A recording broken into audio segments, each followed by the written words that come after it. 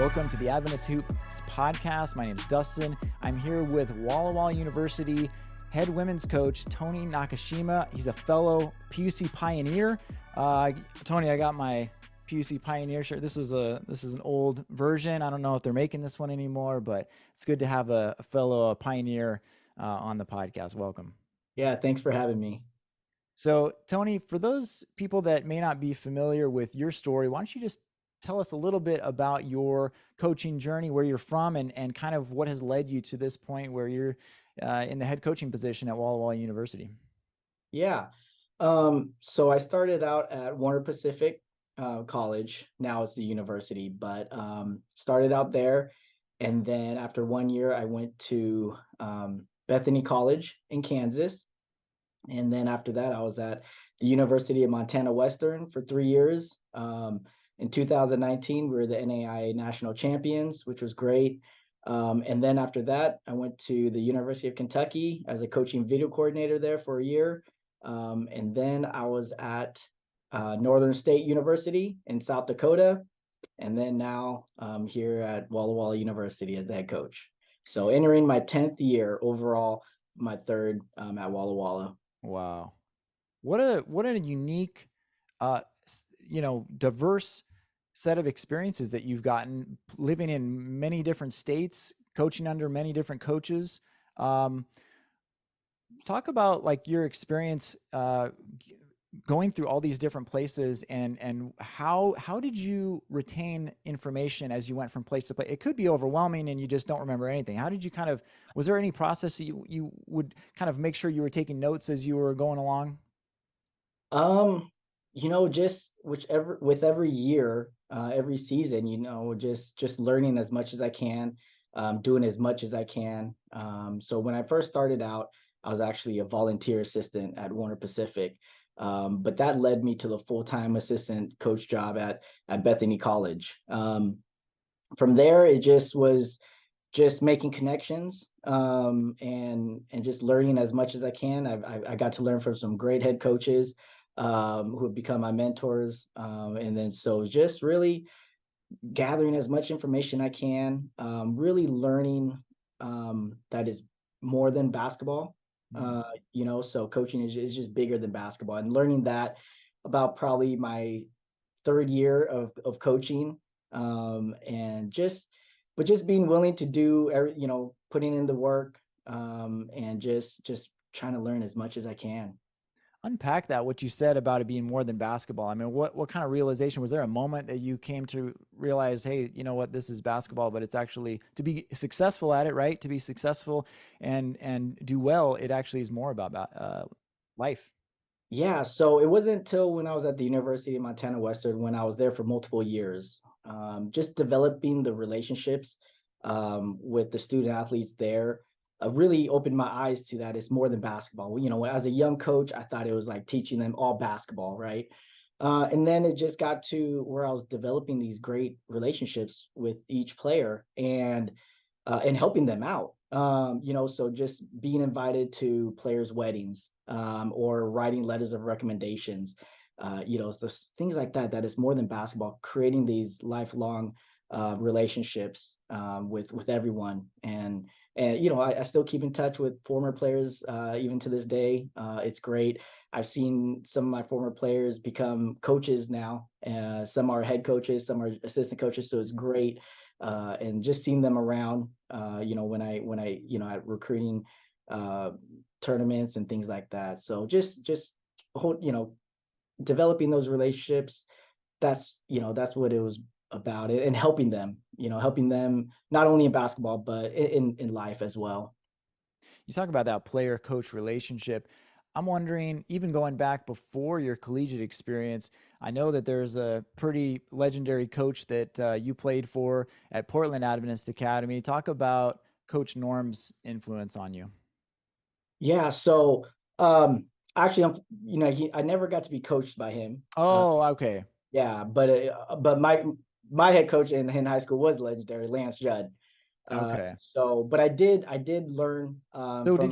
did he retire after? Yeah, so he retired a couple years before I was in high school. Oh, okay. So I just missed Gotcha. them, but I Gotcha. did get to learn from him because uh, I was a varsity assistant coach, Okay. high school. So I got to learn from him being an So assistant. the reason I'm getting all mixed up, of course, Tony knows, is that I was teammates with your brother, and I know that he played under him at some point. So I Yep. didn't realize that he had retired after that. So my Yeah. apologies. But But he's a good friend of mine. He's actually showed up to some of our games in Portland.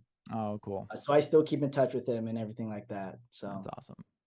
Um, Talk about how you've grown as a coach, maybe some specific things that you used to do as a younger coach. And now after all this experience, you look back and you're like, why did I do it that way? oh, there's a there's a lot. I would say one of the biggest things is as a young coach, you you focus a lot of the little things, and you want to change all the little things Mm, as a young coach. Whereas as you get older, you realize that you can't just stop every time someone makes a mistake, right? If you did that, you'd have, 4-hour practices. So being able to choose and pick your spots of, what is really important that you got to stop right now compared to, letting it go. And then if it becomes a reoccurring um, thing that you need to fix, then you really got to bring it up. But just being able to navigate and to separate things that you need to fix right away compared to some things that you can let go and let them learn on their own sure. about, and Do you just not find that stopping that every time. do you find that that is more um, that is more as a team that you have to let things go like that, or more when it's individual skills that you see that are not being performed?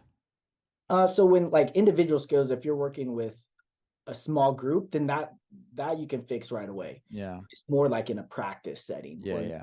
can't, you don't have the time to just stop and fix it right away. Whereas, Right. maybe you can pull them aside and then talk to them while the drill is going on or something like that. But you just can't stop. As a young coach, you're like, oh no, got to fix that right away. But you want to go and fix it, but you don't have the time and just learning. I mean, I believe that one of the best learning tools is experience, right? So they got to go through it a little bit, and make mistakes. And teach them that it's okay to make mistakes. With especially with ball handling drills, I really say like it's okay to mess up.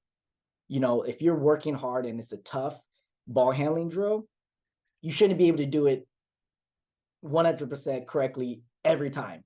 That you're not getting better. If you mess up, the ball goes flying, the ball stops or whatever. That means that you're pushing yourself, and it's okay to make that mistake, and you can correct it. So with ball handling, it's really that that's a great way to kind of really be like it's okay to make mistakes. Like Well, it's you okay to look at fall. you look at Yeah. some of these NBA trainers, and they're working with players that are at the height of the basketball world, and they're putting them in really uncomfortable situations so that they're not gonna be able to just do what they normally do. They're gonna make mistakes, and like you said, that's the way that you learn. Yeah. With that in mind, how do you generally structure your practices? I mean, is it a lot of drills? Is it a lot of 5-on-5 game situation stuff, or just isolated skills? How do you work on stuff? Yeah, we so actually to start every practice, I learned this from one of my head coaches that I worked under, but we do what's called a daily dime. Mm, And it's something very small, but I write a quote on the wall of our locker room. And it's usually an inspirational quote. Sometimes it's a memory verse as well. And in beginning of practice, I choose who's going to recite the quote or memory verse, but no one knows who I'm going to choose, because I only choose one person. But all of them should be memorizing the quote. So first part is that they have to recite the quote, and then the second part is what does it mean to you? So it's twofold. So we start practice that. It's a little fun thing, and but again, with coaching, I've heard people say this that I truly believe it that we steal drills, we steal ideas from other coaches, right? And that is totally okay. Like I said, I didn't come up with it. I learned it from my head coach. So that's how we start practice. And then after that, we'll do some warm up drills with ball handling, and then we'll do some skill development work as groups. So fundamental skill work for a good maybe 20 to 30 minutes, and then we'll work on some offensive segments or some defensive segments, and then we'll go on 5-on-5. So it's kind of all broken down. Okay. Talk a little bit about your time at the University of Kentucky. What an experience to be able to be there. What was it like being a part of that program at the NCAA Division I level? Yeah, that experience was great. Working with the coaches there, I learned a lot. We the number one draft pick was Ryan Howard in the WNBA, and when I was there, she was a sophomore. But my role was the coaching video coordinator. So I attended all the coaching meetings, things like that. But it was a little different than being an assistant coach. And so, but that level, I mean, it's amazing. You have, well, the resources there is, we would charter the flights. Catch charter flights to games, and stay in 5-star hotels. And it's pretty amazing at that level. I imagine just the brain trust that you have at that level. You're not at that level if you're not any good as a coach. And so being able to be in that room with those coaches was probably invaluable. Can you explain to people what the role of a video coordinator is and what you took from that experience into your subsequent coaching stops? Yeah, so in every program, it's probably a little different. But my experience at Kentucky was, I would film practices, and I'd break down the film for the coaches of each practice. So, and then for games, I'd prepare film for our upcoming opponent. I worked very closely with the assistant coaches and their scouting reports. At times, I'd be literally working on 3 teams at once, because one assistant would be working, for the scout for, let's say, Tennessee. The other assistant would be working for the scout for Vanderbilt, and another for Florida. But for me, I'd be pulling up film, at tennis against Tennessee and Vanderbilt and Florida all at You didn't once. know which game was coming next. You didn't know what the At schedule was. at times, I was getting a little confused, like Yeah. say the player's name, but it's for our team. I was like, oh, sorry, but I worked very closely with the assistant coaches, because they knew that I did have previous experience working on scouting reports, Hmm. prior to my time at Kentucky. So they valued that. And so just but working with each coach on a scouting report was, each coach had a different way of doing their scouting reports. And so learning how each did it, I learned a lot from that. Learned a lot. We would break down film from practice, of certain players, and then breaking that, getting that prepared for when the assistant coach would go over that with that individual. And so just watching film a lot and breaking it down. I had a really great mentor. His name is Daniel Boyce. He was the previous video coordinator before me, and learning a lot from him. He's amazing at what he does. Now he's at Florida though. So, but I learned a lot from him as well. Is that an automated system that you used to collect all that data? What I'm wondering is, I don't know that video is used as heavily at our Adventist colleges as it could be. But is it something that with technology advancing, it could be used a little more, since you have in-depth knowledge about it? Yeah, so we use this program that usually either I think NFL teams use, and other college programs, but we use what is called Exos. And so during the games, I would my laptop would be connected to a camera. And so literally I'm breaking down the games as the game is going on. Wow. There's a little bit of lag time, because what the importance of what I did was to cut out, media timeouts, commercials, dead ball situations, anything like that. So our head coach or any of the coaches could watch film right after the game ended on our flight Mm. back. Okay. because there is another program called Synergy that across all levels, D1, D2, D3, NAI that we use. Mhm. That's what we use here at Walla Walla. But that Exos program was what we used for faster edits, so the coaches could have it right after the game.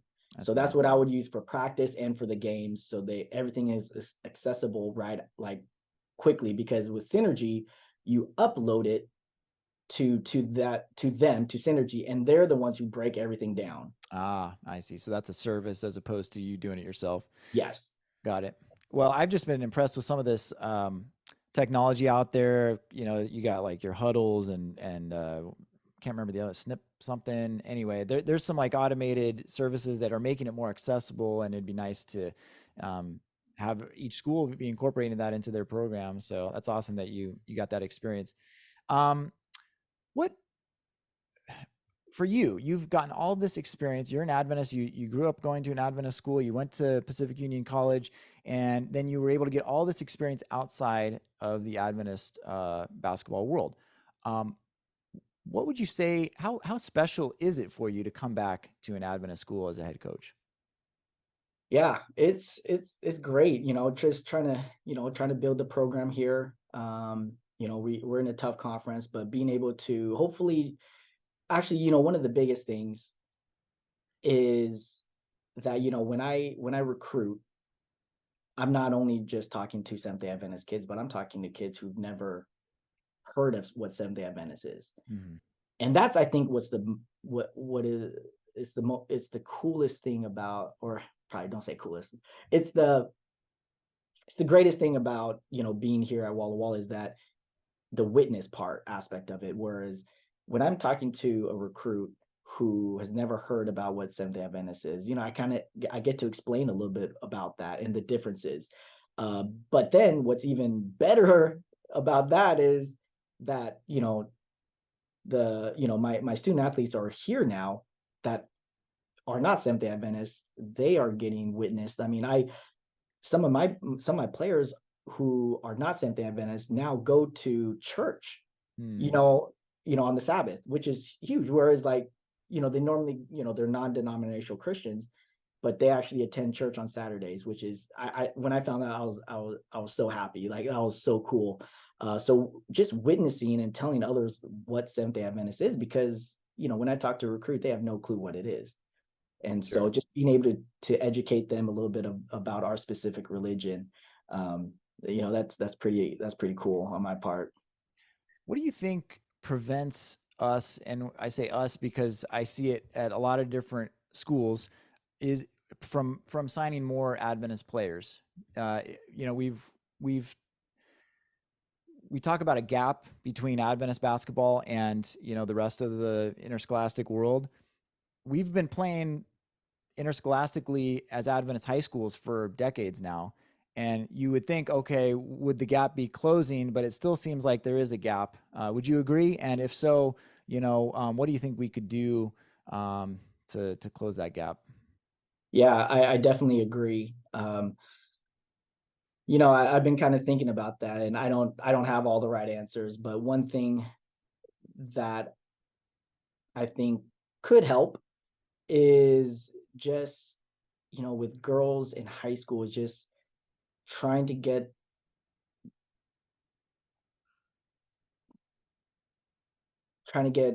coaching that prepares them for the college level. I do think that a lot of our Adventist academies, um, in every sport, it's aren't necessarily getting someone that has a ton of experience coaching. Maybe they played, but playing is different than coaching, and also making yourself a better coach is just as important as when you were a player trying to make yourself a better player. And I don't know if that always happens at some of our academies. Yeah, that I would say that's the better way of saying it. Yes. But it's a mixture of things. It's not just one. Sure. It's just not one thing. I mean, playing AAU is good, but a lot of AAU tournaments are on the Sabbath. Mm, So it's hard to play against good competition, because compared to high school and AAU, where you have now the whole 5 on the court that you're playing against are all probably going to go play in college. Whereas at high schools, it's maybe 1 or 2 that are Yeah. going to, that you play on your high school team. So AAU is a great, helps you get better. You're playing against good competition. You're going to these programs that help you develop into, like skill development work. So that, I think playing AAU helps.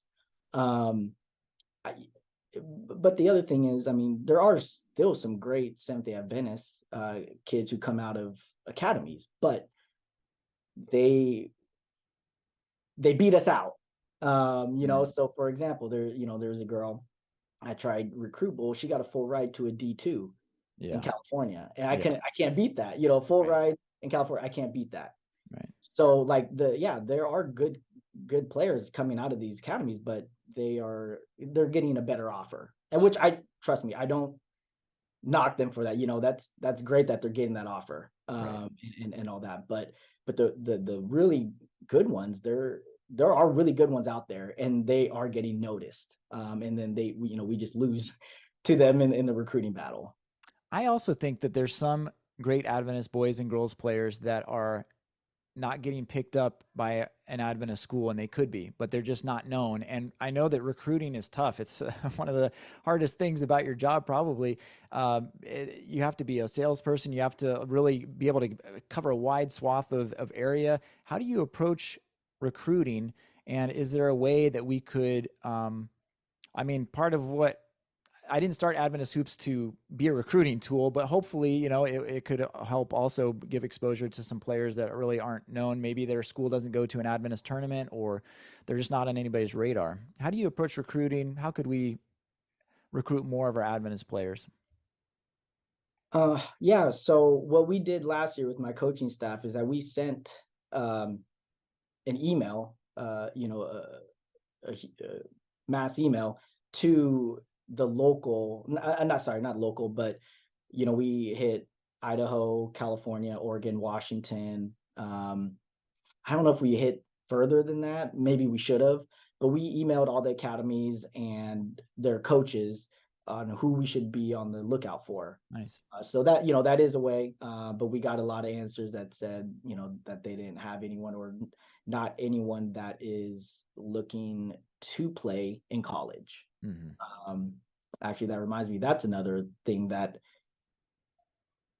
there, there's not a lot of academy, at least on the women's side, there's not a lot of academy kids who want to continue to play.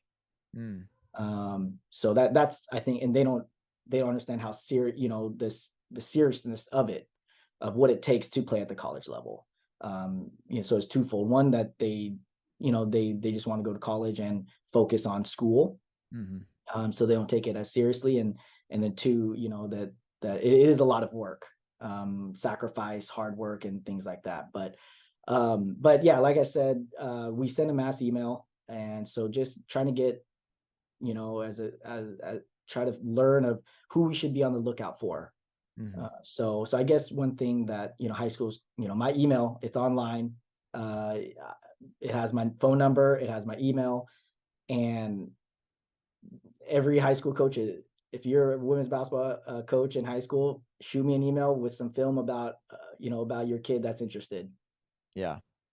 And I suppose the Adventist tournaments help. You have one right there at the Walla Walla. Do they still call it the Friendship Tournament? Yeah, Yeah. but it's a little bit harder for us because they actually, when they come play here, we're on the road. Oh, okay. Yeah. That So my first year here, seems like that shouldn't be the case. yeah, my I'm first just year throwing here, that out there. yeah. So yeah, exactly. And I've told that to, we've had discussions about that, because if you're trying to get looked by us, well, we're on Yeah. the road playing. And so Right. I can't see you firsthand. Right. Right. So, but my first year here, because our Friday game was closer, Mm. was an hour, 30 minutes away, I got to stay for that Thursday night, the first day, and watch games. But typically we leave on that Thursday, drive 4 hours, and then we play Friday at noon. Mm. So we're, it's, we don't really get to You see miss a that lot of when we it. play Yeah. here. Yeah. So yes, we do have the tournaments, but it's usually when we're out of town. Going back to what we were talking about earlier about Adventist competitiveness and the gap in skill, obviously Adventist basketball tournaments are amazing. It's a great experience for all the kids to come together, to get to know each other, and to form friendships that will probably last, through college. They'll know each other. There's so many great aspects of it. Does it actually hurt in any way to compare yourself, or for that to be kind of the end all when you're talking about the relative success that you may have in a tournament that's just an Adventist tournament versus success that other schools of your size are having, and it doesn't compare? Does that make sense? Yeah, I think I understand. Hey, it any as what I learned, you should celebrate every win. Mm, It's not easy to win games. So if you come to this tournament and you win, yeah, celebrate that. That's great. That's huge. But typically you're playing against, you know, competition that's different than you would be playing if you played against bigger schools. mm-hmm. Yeah, But hey, I wouldn't, if you win this tournament, that's great. That's awesome. You win the PC tournament, that's great. That's, like, I don't want to discredit that yeah, winning, those tournaments. yeah. In high school, we won the Loma Linda tournament. Mm, They had a great team that year, Loma Linda did, and we went down there and beat them. And so, so I have experience of going to a tournament against Seventh-day Adventist schools and winning it. So, and yeah, it was huge. Like the friendships you build, with that team, and that memory of winning that tournament, that's huge. And so I would not discredit that at all, especially if you're at an Adventist tournament. yeah, But just, compared to some other bigger schools, it is different yeah. in the level of competition. Now, when you are watching at one of these tournaments, or maybe you're just going and watching a player, potential recruit somewhere else at another college, or a high school player, what is the first attribute or skill that you're generally looking for that is kind of universal no matter what position they play or anything like that? Yeah, that'd be shooting, how Mm, well they can shoot it. I'm a believer that a natural shooter, it's it's I like natural shooters. That's not to say that somebody can develop into a shooter, but I like natural shooters, especially from the three. The way our offense is structured is I love outside shooting. So that's something universal because I like shooting bigs. I like bigs who can shoot it, who can stretch the floor.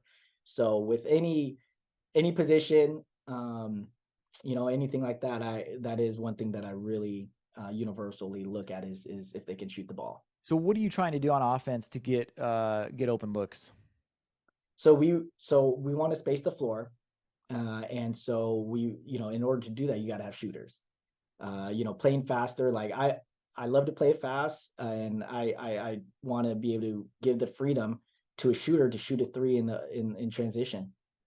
Hmm. If not that in the half court offense, then you got to be able to space the floor with your shooting ability. And do you Uh, mostly see? And by the way, Walla Walla University is in NAIA, the Cascade Conference. I don't know what the full name is, but Cascade Cascade Collegiate Conference, Collegiate yeah. Conference. What are most teams playing defensively? Man, Man. but there are teams we see a mixture of both, depending on who we play. Some play all zone. That's a few. Some teams will mix it up, play man and zone. Some teams will play primarily man. So we see all of it.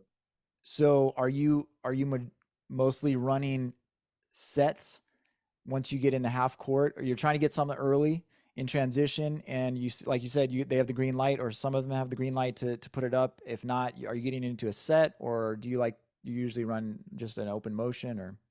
Yeah, so with our roster size this upcoming season, we want to play faster.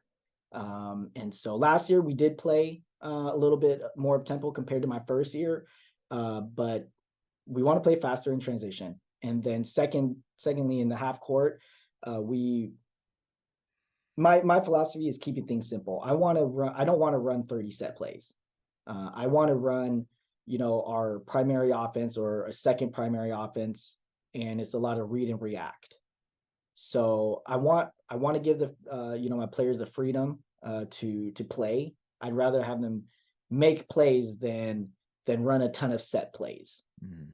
And so, yeah, like I said, it's a lot of read and react. That brings up another question I had, which is at this level, how much scouting is happening? Are you going to a lot of games? I imagine you're not traveling a ton or sending out staff to games. It's all online, hopefully, that you can do some scouting that way.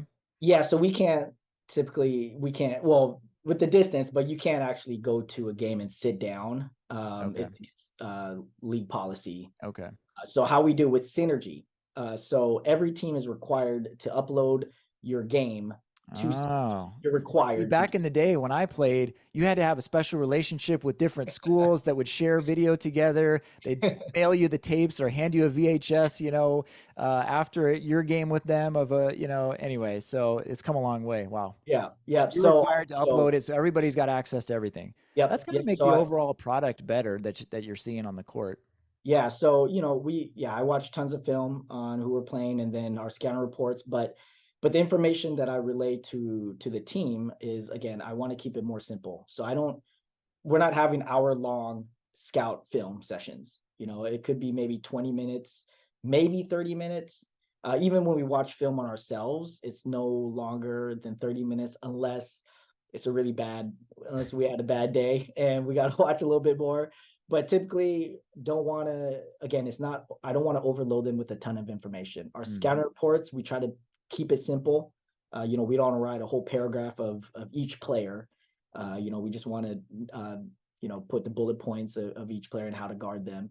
So that's my philosophy, just trying to keep everything simple. Our play simple, how we do scouting reports, how we do film, just not to overload everyone with information. I mentioned that you guys are in the Cascade Collegiate Conference, and I just recently saw that you guys won Champions of Character Award. That's not just the basketball program, is that right? It's the whole school, or was that your program? I think we qualified for it. We didn't win any. Yeah, Okay. It's a we national. became we became like I think a 5-star champs of character That's an school. award. You won an award. You guys won an award. Yeah, yeah. So But it sounds like those are for characters, for virtuous attributions that the school has, and that you're manifesting in when you go and you are competing against other schools. So congratulations thank you. on that. Talk about the difference, because you have coached in NAIA and NCAA. Some people really don't, they don't really know what NAIA is or what the differences are. At a broad level, what's the difference between NAIA and NCAA? I should NAIA ask an AD this, but I have you in front of me, so. yeah, NAIA basketball is really good. People kind of there's some kind of perception about it, or maybe not as much now, but that NAI is not as good. But I mean, my time at the University of Montana Western, being in the national tournament all 3 years, and playing against really good teams. I mean, we beat a D2 school. I was That gonna say, I mean, I feel like NAIA schools are between like a D3, D2, but they could be better than a D2 school. They're certainly not going to be as competitive as an NCAA Division One school. There's no doubt about that. But some of those NAIA teams are going to be at the level of a D2 NCAA school. Do you agree? yeah, a high level NAI program could beat and hang with D2s and even D1s. Mm-hmm. There have been some high level NAI programs that beat D1s before. Mm-hmm. It's rare, but it has happened. Yeah. So, NAI level is, I mean, when we were at the national tournament where we actually were there watching other teams, it's fun to watch. It's good Yeah, I basketball. bet. I bet. So yeah, but the biggest difference, I mean, because we get dropped down D1, D2 players all the time at the NAI level. And so, I mean, I think one of the biggest differences is not only I think the size. Mm-hmm. So now you're getting, let's say for women's basketball, right? You're getting a 6-foot girl who can play a guard, at the D1 level. But at the NAI level, a 6'1" or a 6 foot is probably like a forward or center. Mm-hmm.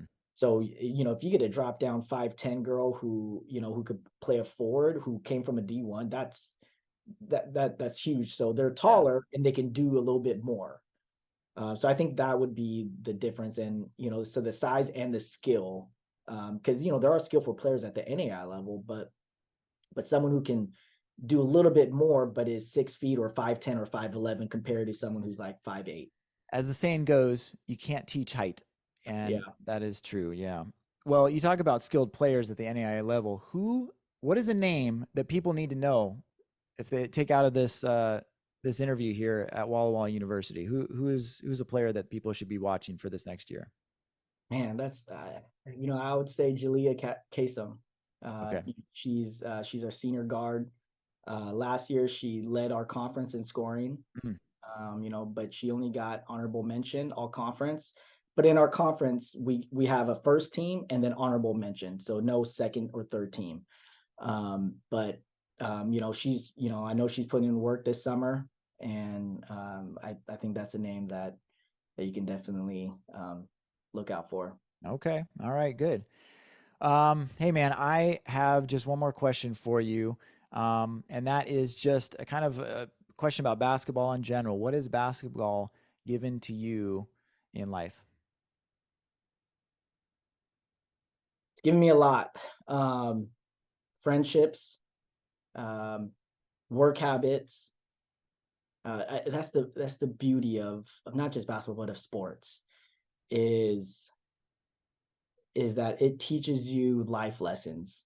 It teaches you how to work with others. It teaches you how to build those strong habits to take with you in life. But the relationships that I've built with either other coaches, with bosses that I worked for, with players, and just the relationships that at his helped me build is probably one of the biggest things that basketball has given to me.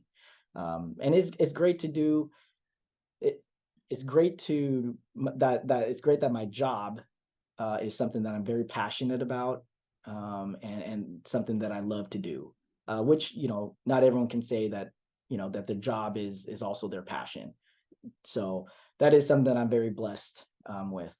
I would also say that there's a lot of, at least in my experience, Adventist coaches that it wasn't truly their life's passion. They loved basketball, no doubt.